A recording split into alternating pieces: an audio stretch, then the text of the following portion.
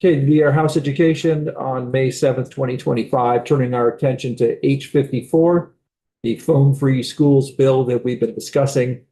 So just our goal, committee, I think at this point is to try to mark up this bill to the point where we feel good about it, something that we would either pass on its own or attach to the miscellaneous ed bill for quicker action. And so we really need to start the markup process, period. So we probably why don't we have legislative council just give us another quick walk through after the findings. All right, Beth St. James, Office of Legislative Counsel. So you do not want to walk through the findings. Okay. And unless there's an appetite on the committee to do that. So that is going to bring us to page 3, line 9. Where you're adding subchapter 7 to chapter 9, cell phone and personal electronic device use in schools. This is draft 2.1 of your strike all amendment to H54 as introduced. You have I made one change between the draft we looked at last time and the draft we looked at this time based on Representative Taylor's concerns about archiving and access to data, et cetera. And I've shared that information with him. I actually went back and listened to the end of our last discussion on this bill. And you may have asked for more changes than you see here, but it was unclear to me on watching it back. So I'm sure we would all end up with that same. Okay.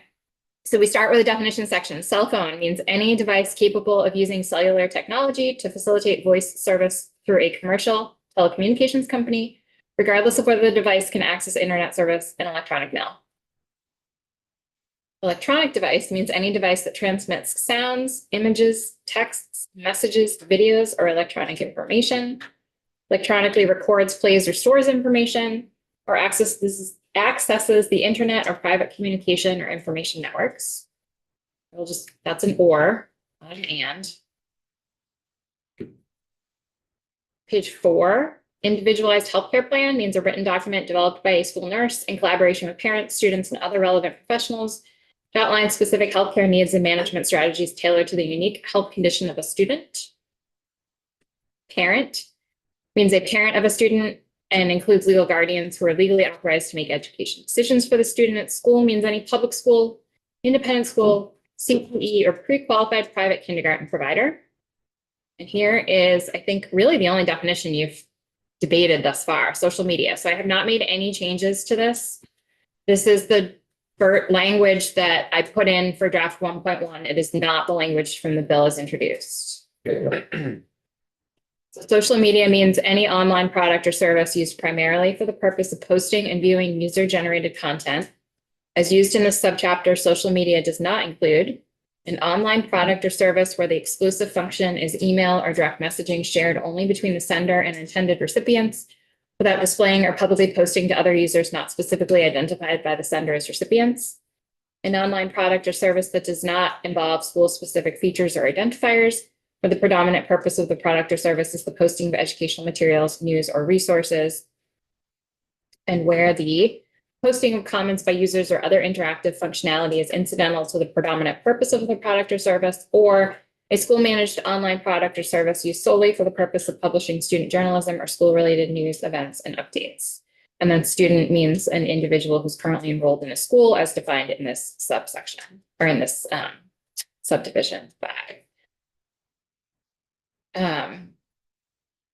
If you remember last time, I made several comments about my concerns about this language. And then I think there was debate on what do we do with it? And here we are. You want to keep going? Let's just run through it and then we'll get to the social media. Well, it's actually a question. Oh, sure. That doesn't maybe pertain to the next testimony that's there. This is defining social media, right? Now, this definition is used later in the bill when we talk about social media as being, and forgive me for using probably the wrong wording, but like schools can't compel or tell students they have to use social media. That's what we're defining here. We're not saying that schools can't use social media. They just can't compel students to use social media. So I think that the definition could work for specifically that purpose. Now, if you're defining social media as can't be used by the schools, then I think this starts to become. Let's continue walking through the bill because the bill does contain language right now that prohibits schools from using social media to communicate with students. Correct. That would be compelling them to use it to connect. There's two, I think it would be most helpful if I just continue Yeah, no. to walk through the language. But I'm happy to debate you all day long. Personal electronic devices. Each school board or governing body of an independent school or pre-qualified private pre-kindergarten provider shall develop, adopt, and ensure implementation of and make available in the manner described under subdivision 5623(1) of this title, a policy to prohibit student use of cell phones and personal electronic devices at school from arrival to dismissal. The policy may prohibit a student from bringing a personal electronic device to school, require personal electronic devices to be placed in a designated area on school property, or allow for utilization of a product that functions to secure the personal electronic device, such as a device locker or lockable pouch. So every school is coming up with their own policy. This does not contemplate a model policy. Okay. Exceptions. I'm on page 6 now. The policy may allow for students to possess and use a cell phone or personal electronic device during off-campus activities, subject to the discretion of the school board. Okay. The policy shall provide exceptions for students to possess and use a cell phone or personal electronic device if such possession or use is required as part of a student's individualized healthcare plan, individualized education program, or 504 plan, which shall be documented according to applicable state and federal law, necessary for participation in a dual enrollment program established under section 944 of this title, regardless of whether such participation occurs on or off the property of the school district, or necessary for participation in a career and technical education program. And then here's the prohibition of integration of social media platforms into education. So schools, school districts, and supervisory unions are prohibited from utilizing social media for communication with students directly, unless the program or platform is approved by the school district for such communication. Provided, however, this is the new language, that any approved communication program or platform shall allow school officials, and that is a pretty vague term, but I couldn't come up with a better one, to archive all communications and prevent all communications from being edited or deleted once a communication has been sent. And so this is what schools are prohibited from. So they're prohibited from Communicating. using social media to communicate with students unless the program or platform is approved by the school district. And they're also prohibited from requiring students to use social media for school activities, out of school academic work, homework, school sports or extracurricular clubs, or any other school sponsored activities. And then schools shall have in place measures to prevent students from accessing social media while on school issued electronic devices and while under the supervision of the school, unless access to social media is approved by an educator as an integral portion of the lesson plan. I think this conflicts. Mhm. If a teacher's approving something as an integral portion of a lesson plan, they could be requiring students to use it for homework Mhm. or academic work. So I do think those two concepts conflict each other. And then the findings would take effect on July 1, but the policies would not take effect until July 1, 2026. Okay, thank you. Representative Brady? Remind me where the definition or the term individual health plan came from. Yes, Already came in. You go ahead. I created this. I forget the witness's name and position. But you had a witness sitting over to my right who talked about individualized healthcare plans, and then she helpfully sent me a link to information for school nurses regarding individualized healthcare plans. And so I cobbled this language together from that. Okay, that helps. I just thought maybe we needed to keep it more specific to IEP and 504, but if that is actually a thing in the school nursing world, then that makes sense. Yes, and I think the bill as introduced had language that would allow for, it had two courses. It could be use if there's a written documentation from a licensed physician or a licensed advanced practice registered nurse.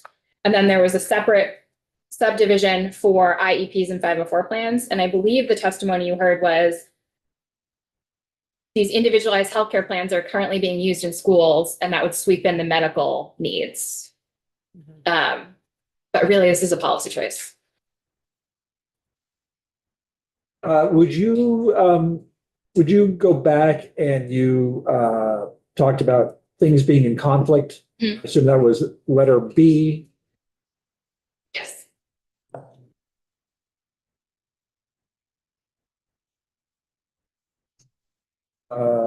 Schools shall have in place measures to prevent students from accessing social media while on school issue and while under the supervision of school, unless access to social media is approved by an educator as an integral portion of a lesson plan.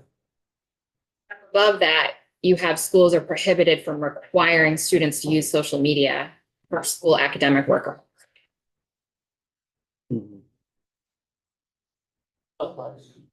Yeah, so I think that unless, Maybe that needs to go there yeah, instead. So I will just bring up a big question for us to discuss, and that is, do we want to just make this about phones being put away, period? Or do we want to, or do we want to have the social media part of it as well, which seems to be where we're getting a little tied up. However, I think I personally we've made very good progress. I would like to see the social media stay. How are other people feeling about keeping the social media in piece? some format. I mean, maybe a little bit looser. Yeah, I'd like to see something. Unless, because I thought that Lean's lesson was really good, right? Talked about as a way of informing and illustrating, yeah. Okay, with that last. Are there, okay, so go ahead. So, I mean, the problem that we're currently wrestling with, do you think we solve it just by sort of combining some sections of language? So yeah, okay. Good. Pretty good. And just so we all understand that our tool here is just requiring a policy, Yes. which I assume everybody is comfortable with that, as opposed to like putting it in statute that this will happen. let's look at page 6. So this is the social media section. And there's nothing about policy in here. Got it. Yeah. Cell So phone piece has the policy, Correct. but this is not. this is just a flat prohibition. You'd have to pull down policy language if we wanted to You make could it. absolutely do that. Yep. So that would make it also just a policy, a required policy, not putting it in statute, banning it. Well, you're putting the requirement of a policy. Yeah. If we're talking about transitioning the social media section from a flat out prohibition to the requirement of a policy, and the policy is required to include a prohibition, then you are really prohibiting. There is a certain amount of discretion baked in here, right? Unless the program or platform is approved by the school district. So there's discretion. So it's not, no social media. And then unless approved by an educator as an integral portion of a lesson plan. Also, there's discretion in there. So it's not there is discretion on the part of the school district, whether you make it a policy or not, based on this language. But the fact that you are requiring policy that prohibits certain things means you are prohibiting certain things. I know we've had this discussion before. So the difference between statute versus requiring a policy is a little bit more sort of downstream with like impact in the real world, you know. So I'm a parent and I want to complain about a policy is a little bit different than I'm a citizen who is upset that someone's not following statute. There's no private right of action in this law. So it's regardless of whether you you could add it. But there's no private right of action, whether it's a policy or just a flat prohibition. The policy, especially without a model policy, allows for, I mean, my guess is, my uneducated guess in 4 years in this position is that if you just did a flat out prohibition, school districts are going to develop policies around that, regardless of whether you require them to or not. Because they need a way to communicate these expectations to students and parents in the community and hold people accountable. So I don't necessarily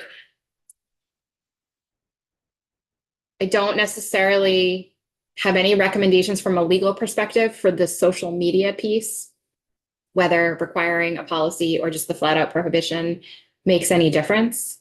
I think you would want to hear, I think the opinions of the field matter more than mine from a legal context at this point. Because there's nothing in the statute or that I've heard in discussion that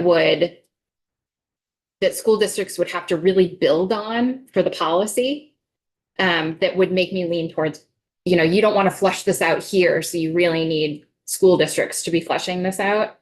It's all here, what you're asking for. So whether you leave it like this, or you ask them, or you require them to develop a policy, my guess is you're going to get the same result. Right. It's my guess.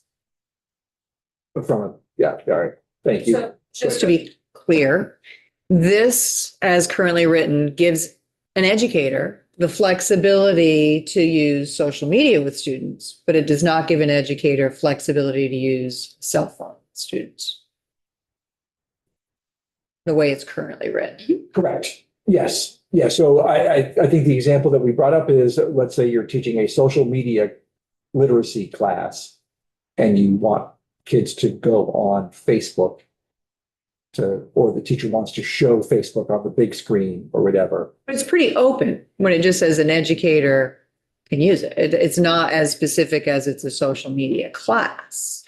Well, It's pretty, yeah. And who decides that? Too, that are Yeah. not social media lessons. There was also like, group folk art lessons I've done. I mean, that's one example. There are other examples as well. So the educator is the one who decides if it's integral, but what if there's disagreement about that by the administration? Just. That's to be worked out at the school level. Yeah. But the math teacher doesn't have the flexibility to say, we're going to use your cell phones today for Desmos to graph these simultaneously. Isn't that where we policy would fill the gaps there? I don't know. I'm just Well, Fill the I gaps. think what your point is that one thing is about social media, the other is about Right. use of your cell phone. one has flexibility. I guess I personally, we've heard testimony now from several school districts that do this and have not found a problem. I think also it was that you can replace any app that you have on your phone with some other thing that we can get on a computer or a piece of equipment that we can buy. And you brought up good points that, we don't want to get into a situation where it's better for kids to be bringing their own phones to provide this integral piece of equipment. Whereas with social media, that's a particular platform that only exists on social media. And so that's where I think this difference is. Okay. I think part of what it's saying is like, if you're teaching a media literacy class, you could say, I'd like everybody to go home and look at Facebook and come up with 10 issues you find with it. Those two, like I said, those two things are in conflict with each other where it says you cannot require them. We just need to clean that up. Yeah. But it's Sounds like we have a clean it plan. up. Yeah, sounds like we have a good plan to clean it up. Well, let me ask, can I ask? Oh, please. I'm Jump in clear, whenever you like. I'm clear on the integral portion of a lesson plan, right? Academic work and homework, subdivision 2 there. Do you want to continue to say requiring students to use social media for school activities, school sports, or extracurricular clubs, or any other school-sponsored activities? And then move the homework piece out. And then I would just say we don't reference schoolwork or homework at all. We just say, unless access to social media is proved by an educator as an integral portion of a lesson plan. Or maybe I need to, anyway, Yeah, I hear what you're saying. We could shrink that a little bit. do you still want to require a prohibition on a requirement that students use social media for school sports or extracurriculars, or do you want that to also be discretionary? You want the full, you're trying to Yeah. keep it full ban. Yes. Yeah. Okay. I mean, I still struggle with the how much access for an integral personal lesson plan. I'd like to define what like is social media or like the types of classes where it would be permissible.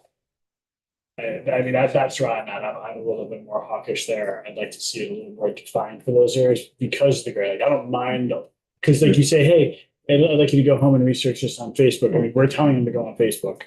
And and then for me, like, then they go on Facebook and we're promoting them to go there. So like in class, that's one thing. Outside of class, I feel like that's a different, like once they leave the building, we shouldn't be dictating that. Now blog for literature, stuff like that. That to me is far different than Facebook, Instagram, Snapchat, etc. Representative Taylor? Representative Harple? Yeah, and as I'm looking at this now, I actually agree with the way it's written still. I don't think we should be requiring students to use social media out of school academic work. I mean, in the classroom where it's monitored and where it's under the direct supervision of a teacher, an educator is different. But anything out of that building, I don't think should be required.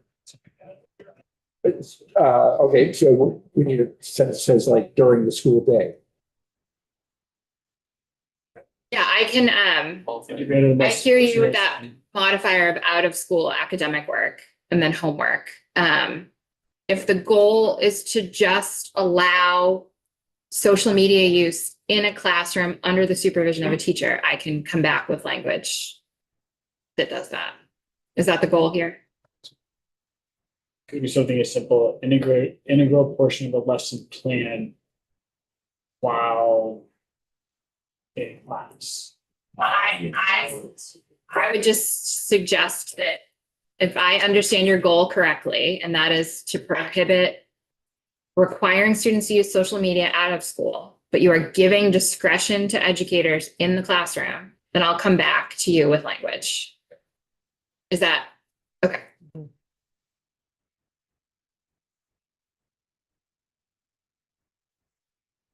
What about the definition of social media?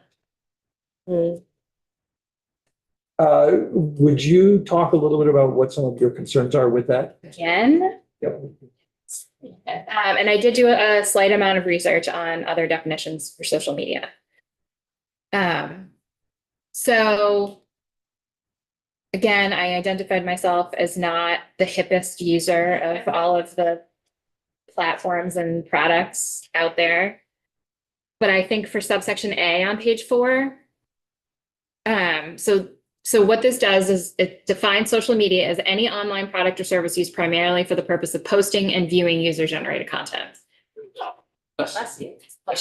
I think that's pretty broad. So like photo blog, that's primarily purpose of posting and viewing user-generated content. I don't know that I would automatically associate that with social media. So you're like sweeping that in. Yep. Then A, B, and C are exclusions. So as used in the subchapter, social media does not include, and then an online product or service where the exclusion function is email or direct messaging shared between the sender, et cetera. Again, I've never used it myself, but this made me think of Snapchat. which I don't know why we would exclude Snapchat from the definition of social media. Definitely don't do that. Oh, that's the devil. And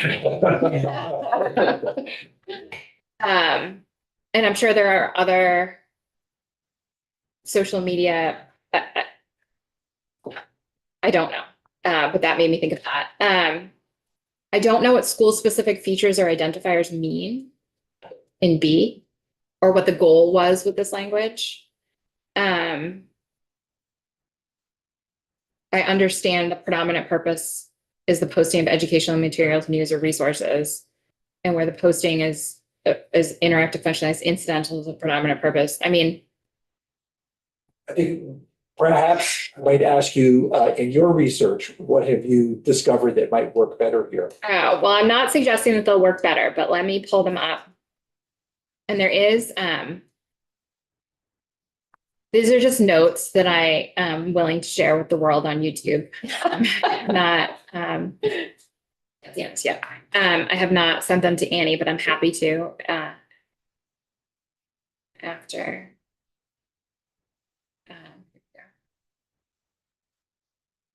So social media is defined, I'll just talk while the program is opening. Social media is defined in one other place that I can find in Vermont law currently. And that is in the Fair Employment Practices Act. And so I'm going to stop sharing my screen and share a different app here. I'm just wondering if the definition of social media was used anywhere in the work of the Commerce Committee. Yes, I have that for you. Okay. Not in this document, but I can pull it up. Rick sent me the most recent version.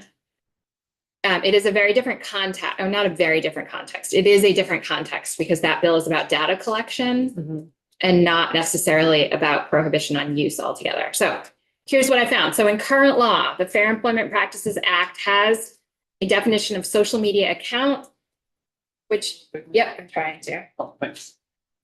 An account with an electronic medium or service through which users create, share, and interact with content, including videos, still photographs, blogs, video blogs, podcasts, instant or text messages, email, online services or accounts, or internet website profiles or locations. It does not include an account provided by an employer or intended to be used primarily on behalf of an employer. So again, that's specific to the Fair Employment Practices Act and social media account privacy, but that is the one place that I found the term defined in current state law. I included the Merriam-Webster definition because when we're thinking of just plain language, a dictionary definition is often a place where I start. Forms of electronic communication such as websites for social networking and microblogging, I don't even know. Very small. Through which users create online communities to share information, ideas, personal messages, and other content such as videos. That I don't love this definition.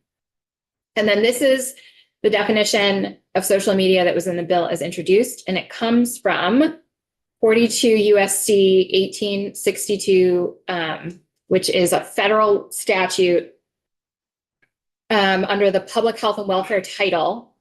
The National Science Foundation chapter related to research on impacts of social media on human trafficking. So like a very specific use here, but this is the definition that was in the bill as introduced. And then let me pull up what Commerce is doing.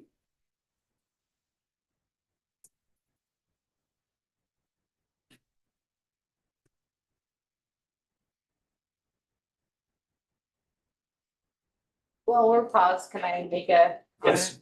I just think it would be really short-sighted for us to try in this ever-changing tech world to define this now, like, because everything is going to be, it constantly is changing at every moment. And so there would just be this thing that we would constantly need to update. I mean, unless we want to say all Vermont students need to do everything on paper, which obviously I don't believe that.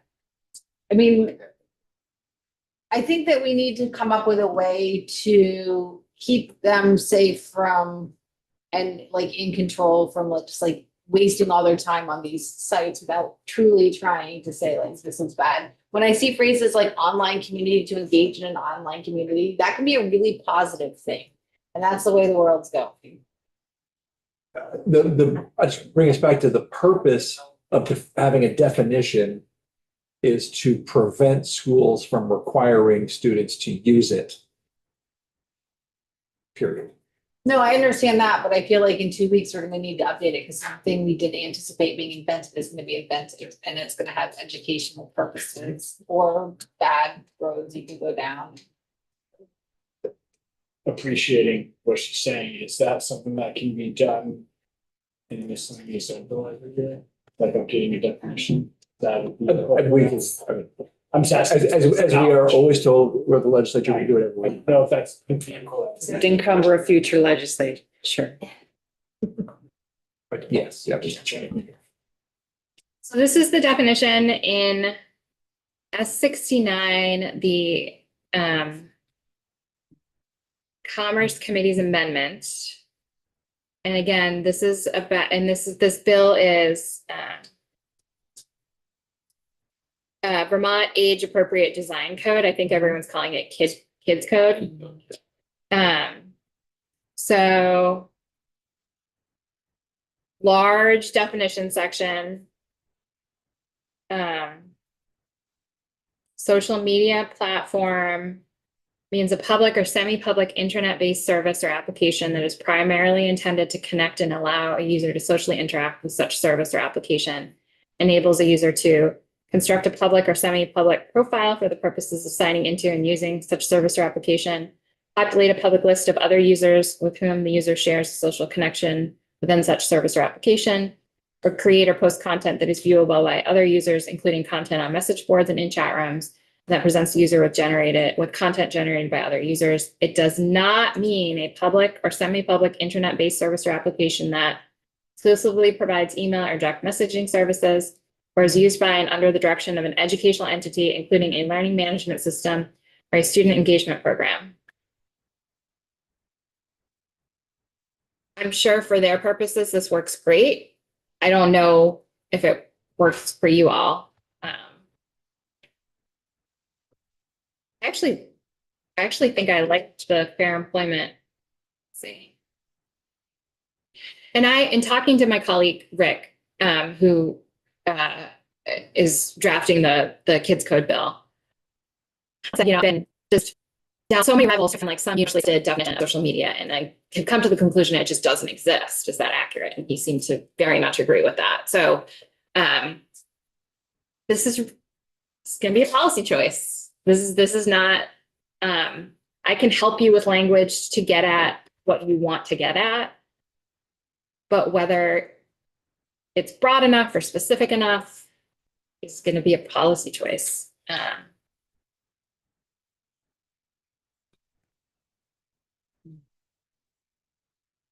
Right.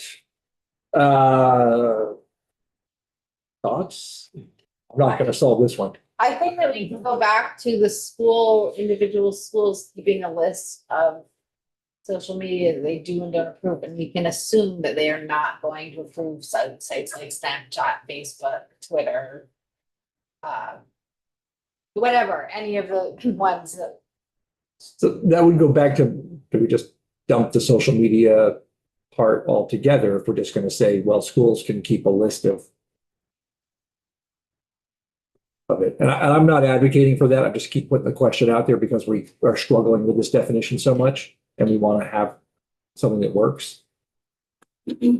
Actually, I'm with the rest of you. I like the idea of having the social media part of this.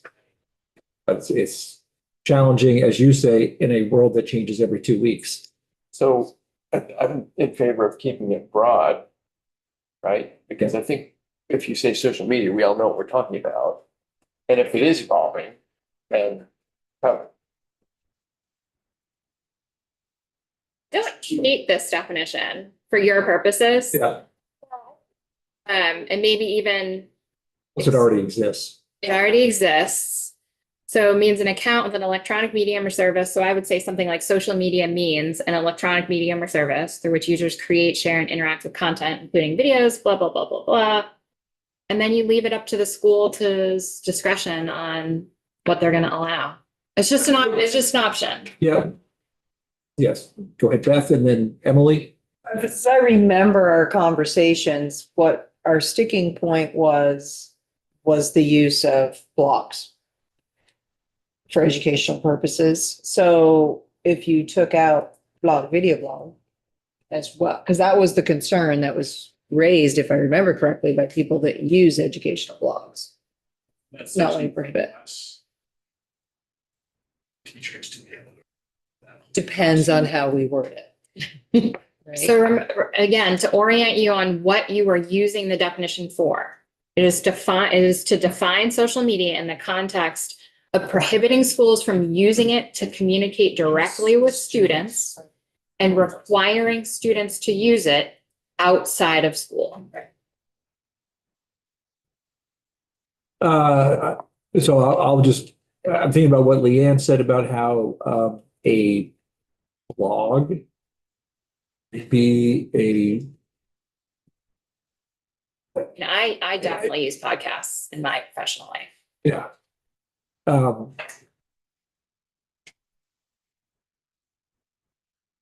There was some language that is in our part that I think might work, where it says that the comments are incidental to the main purpose of the website, or whatever term we want to use. There's some blending we could do there. Yeah, I don't know what this school-specific features or identifiers means, but an online product or service where the predominant purpose of the product or service is the posting of educational materials, news, or resources, and where the posting of comments by users or other interactive functionality is incidental to the predominant purpose of the product or service. I mean, in this day and age, that could include Twitter. Yeah. I mean, the federal government uses Twitter as its main form of communication. Yeah. Also, it's not Twitter. Along with YouTube, Right. which is fine if that's what you want to do. I just want to make sure that we're beating this definition up before you advance it. Or like, where does Khan Academy fit into this? Which are YouTube videos. Yeah. I think that's your. But remember, you are You're allowing allowing it. in the classroom. Right, but I'm thinking about outside the classroom Yes. where Yeah. English teacher says, let's, Go home and do. I'd like you all to look at this on Khan Academy. Yep. You can do homework. I'll tell you, during COVID, we did a lot of that.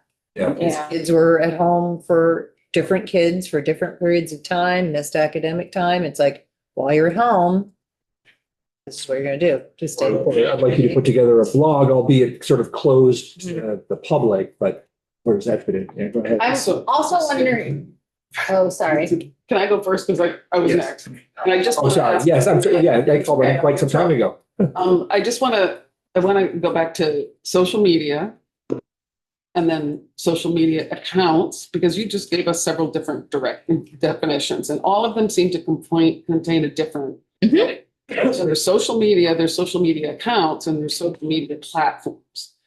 And so again, when we're talking about all of these we're really talking about different things. Those are different things. Social media is one thing, social media accounts are something else, and platforms are more, I think, social media. I think it depends on the context that the term Yeah. is used in. So I guess I'm trying to go back to something Rob said about keeping it broad. And as we go down into those layers of accounts and social media and defining all those specifics, it becomes more and more challenging in my. So maybe platforms, you'd have to, if you're going to say platforms, you have to define it, right? I think it all depends on how you're, it depends on what your goal is with this definition. Yeah. I think the goals are two. One, don't require it for direct communication. And two, to keep social media out of the classroom to the extent possible, both, or out of the learning, to the extent possible. So how do we blend sort of our goals with what I would call sort of a trust the teacher relaxedness to it. I'm not meaning to throw another fly in the ointment, but something someone brought up made me think of this. I don't know that we would need this in the bill, but I'm wondering, in the state of a long-term emergency closure, does this get overridden? Can schools then decide like, okay, so for the next 8 days, you're working from home and you can actually access this, or from the next 3 months, you're working from home? We've seen it happen. Right, yes. I mean, and what a simple line, like in the case of a long-term emergency, schools may create temporary policy. Would that cover that? We may Or do we, I mean, we also have the power. pass law, yeah, we overrode a whole bunch of statute when we were in. Right, the problem is, would we remember to override this one, you know? Or even be in session to do it, Well, That- or even be in Or session even, to do yeah. it. What part of it would we want to override? Them using social media? Because they wouldn't be using. that was an example. I mean, I don't think even with COVID, schools were telling people to get on Facebook. No. I think they were using like Google Classroom and other options. YouTube videos. So where does Khan Academy fit into that? Just as an example. Well, and also Google Yeah. Classroom has the ability to do a lot of the things that in this definition we're saying don't do. Yeah. And you're using YouTube. I mean, we're using all kinds of things, whatever we could get our hands in, That's to right. kids in and get engaged. Straight up Google Doc has the ability to write Yeah. back and forth on it and Yeah. time edited, but yes. Yes, please. Again, it is not my job to make policy choices. No, but your job to help us make policy choices. You could require either someone to do a model policy or each school district to create their own policy on social media use that prohibits direct communication with students, between schools and students with whatever, and allows for educators to use it if it's an integral portion of the lesson plan, and then just leave it all up to the schools. I am not an educator in the field. I am not a school board member, so I don't know how workable this is. I'm just listening to you and trying to put suggestions out there. I think that suggestion is an excellent one. Would we be comfortable asking legislative council to maybe come back with some language that reflects that? Yes. Are we taking, in my mind, we're taking out the definition of social media. That's I think we need to. Yeah. I'd be agreeable with that. Well, let's see, let's have it done and see. You just want to look at. We're still. Because we still have testimony Yeah. about. Oh, yeah. About. Oh, no, we're not done. We're not done here.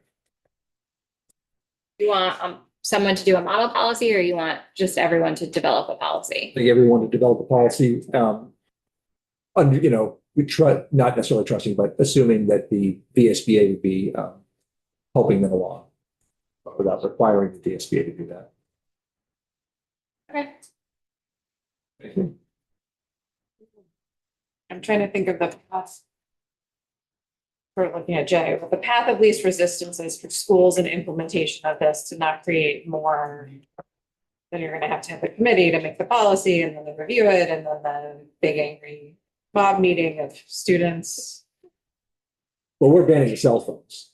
That's, That's a policy. Social media, but just. oh, yeah, but it's not a, it is a policy that requires that cell phones be.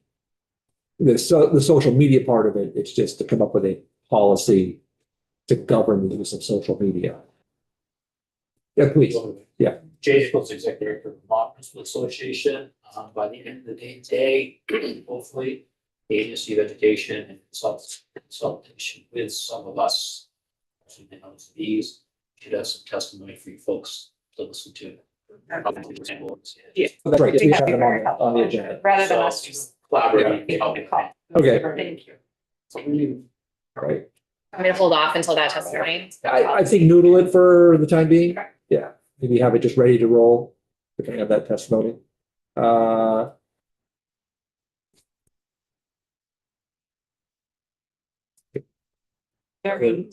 What's that? The students from Colchester testifying next door on Zoom. Are you looking at the schedule? I am. We don't have That's an them. That's an overlook, right? It's 11 o'clock. Yes. Students are we have the students, and what did you just say? They're all. They're on Zoom. And they're ready to roll? Yep. Okay. Are people okay if we move right ahead with the student testimony?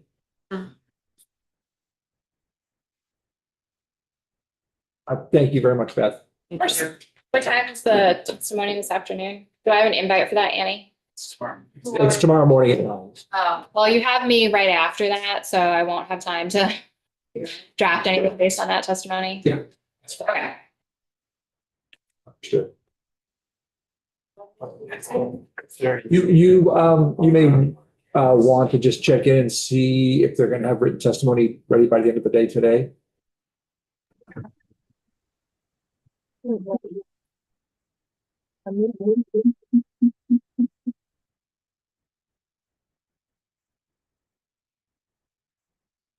Have you handled things before? Sure.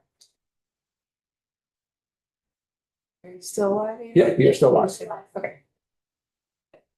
All right, we're gonna continue the cell phone discussion, but with some more student voices here. These are 3 10th graders from Colchester High School who visited here about a month ago and have been learning about and tracking this bill all year, and in the process of which have potentially developed their own opinions and beliefs about a possible policy. They also did some pretty extensive polling of students and staff at Colchester High School. So do you have an order?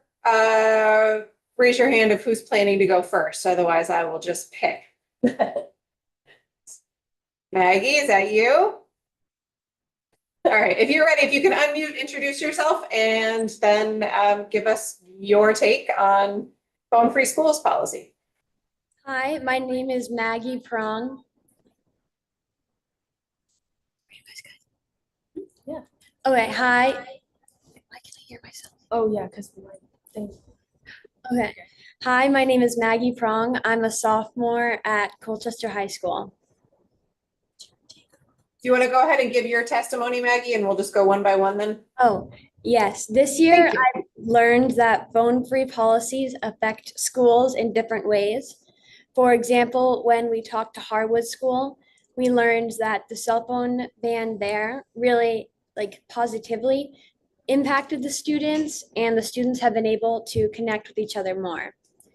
And some of the data that we've gathered from CHS students and teachers, we've learned that a lot of people support keeping their phone-free policy as we have it and not having a bell-to-bell.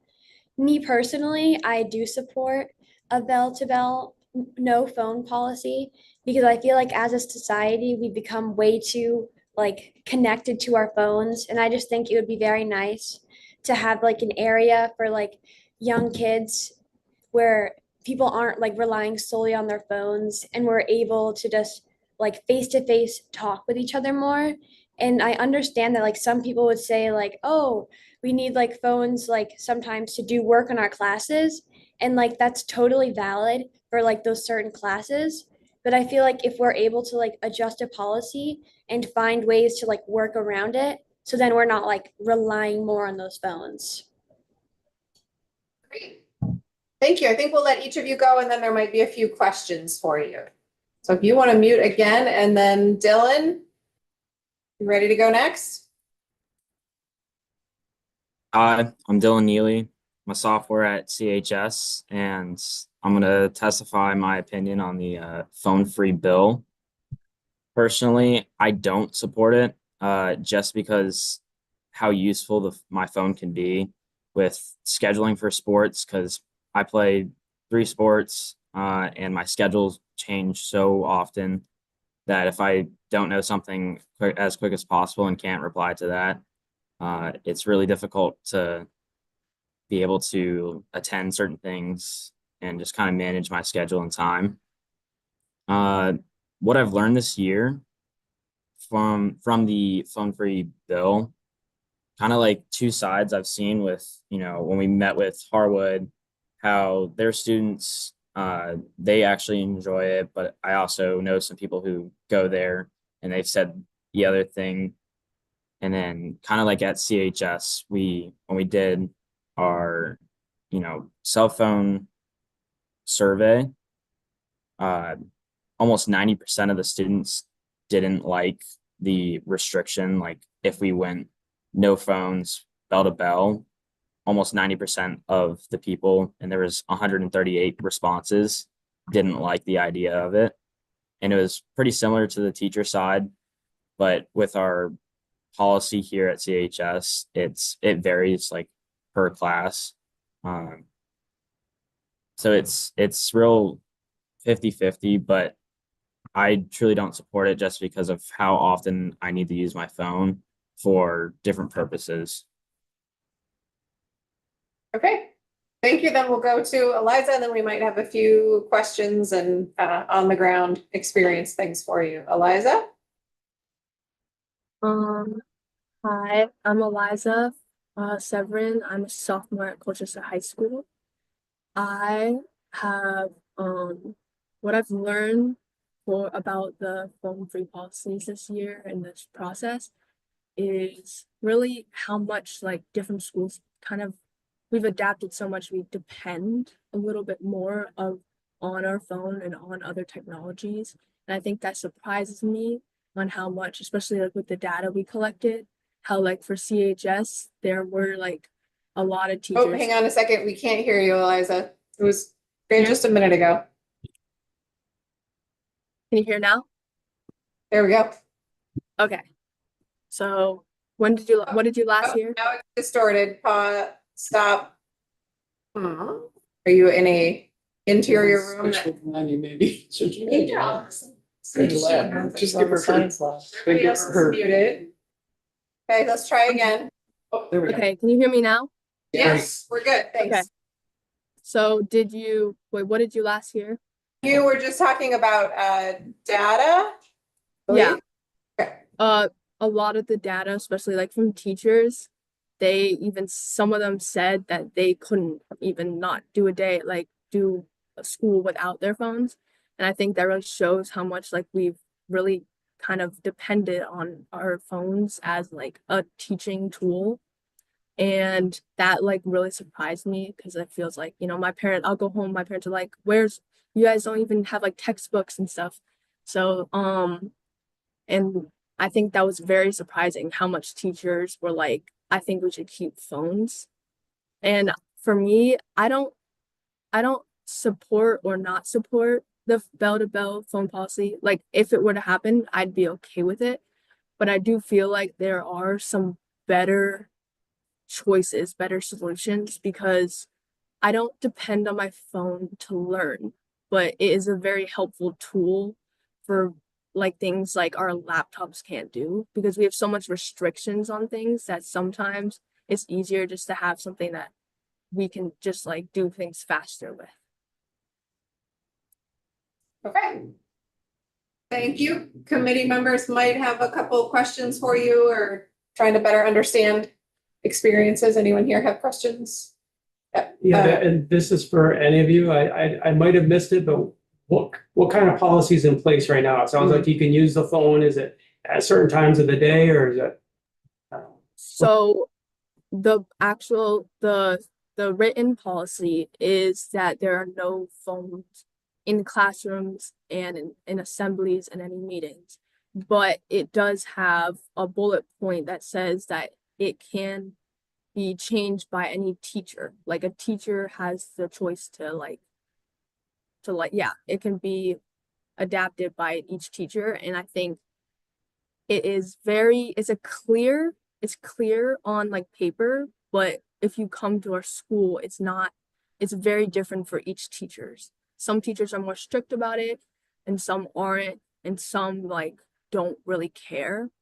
And I think it's like sometimes it depends on the class, but sometimes like, it's just a lot because kids will like have them out and then they'll have them out every time, even if you ask them to put it away.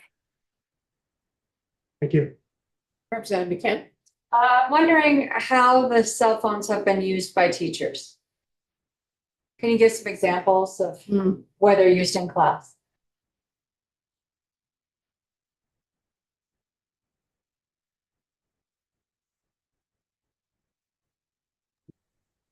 So basically off of what we got for data,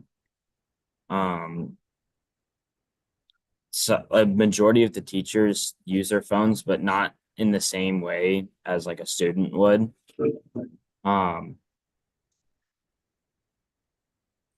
What about, can you, maybe Dylan or any of you speak to when you are like teacher condoned, supposed to use a phone in class for an academic purpose, students, not the teacher, but students. Are there concrete examples in any of your classes of that happening, being So useful? a good example that I could use is yesterday in my SOS class, Science and Survival. We have these test strips. We are testing water because we are figuring out which way is the best to, purify water.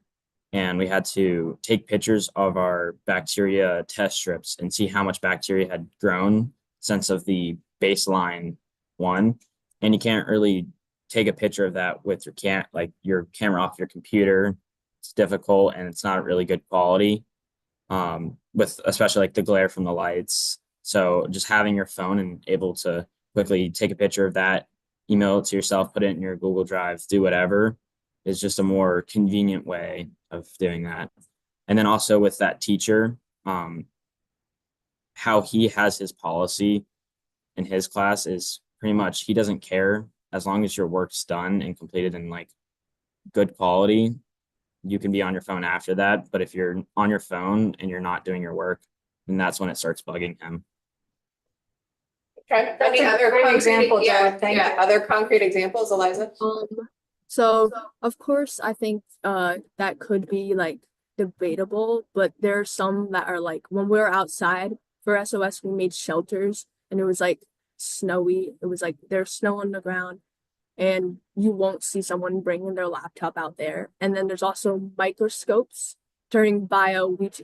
I don't think a camera from they don't have back cameras. It's only a front one. So that's like those are two like nearly impossible. I don't even know you'd have to I don't even know if a normal camera would do that. So it's very helpful. That's like the main ones I think.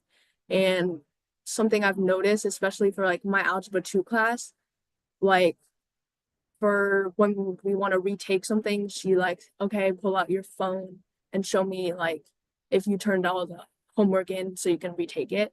And like sometimes I don't have my phone at school, and when I don't, it's like awkward because she always refers and says phone, so it just seems like everyone's like so adapted to it, and it's like and it makes me think like wow, like some people because some people don't have phones, but it's just like most people do, so you just say it like it's. Could you access in that scenario your grades, your progress reports, Power School essentially? You can fully access that from your laptops, is that right? I know people are used to using their phones, but are they accessible? Can you access your account the same way? You can't access, no, you cannot access it. The app on the phone there's more information on there, and the website, some of it's weirdly not always updated, and sometimes they won't let you see anything until the quarter's over. But your phone lets you see like the live data every time someone puts it in, which I think is also very odd. So the app and the website are potentially functioning differently. It'd be interesting to, yeah. Are you allowed to have your cell phones out and using them during lunch, for example? And what is sort of the atmosphere of the cafeteria if that is allowed? So one thing I've kind of noticed is you'll go into the cafeteria and you'll see like groups of kids just sitting on their phone and playing on it. And there'll be like kids like at a big table, but they're just like looking at the phones, And for me, I kind of feel like sometimes that's like disrespectful, and that goes back to the classroom. A teacher will be teaching and like a student will just have their phone right here on the desk. And like for me, like if you are talking to another person, you shouldn't just have like the device right there. Your attention should be solely focused on that other person to just give them that level of respect. And even like if another kid is using their phone and other kids in the class aren't, they're going to see that kid using their phone, and that's distracting, because sometimes it's very hard to like see someone else doing something bad and like you're trying to focus on the teacher, and you'll see that. And like in the cafeteria, I feel like when kids are just on their phones, they're not talking to other kids. Like that really just takes away a big part of school. You know, like if people wanted to just like crank out all their homework on a computer all day, like I don't think you would go to an in-person school to get like those real connections with other people.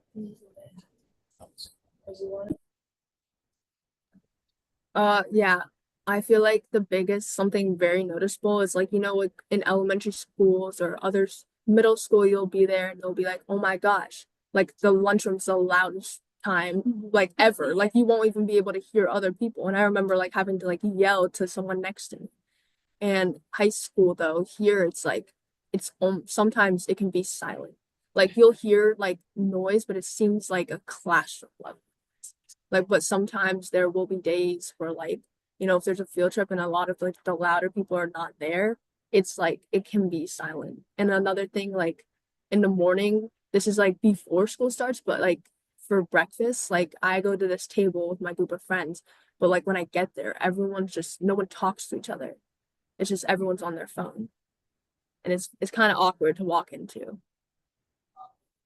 We had a lot of students from schools that do have a cell phone ban in place talk to us and teachers as well. And one thing they said is that the sort of hallways and cafeteria, while quiet is sometimes a good thing, they said it's been wonderful to hear noise again and hear students talk to each other again.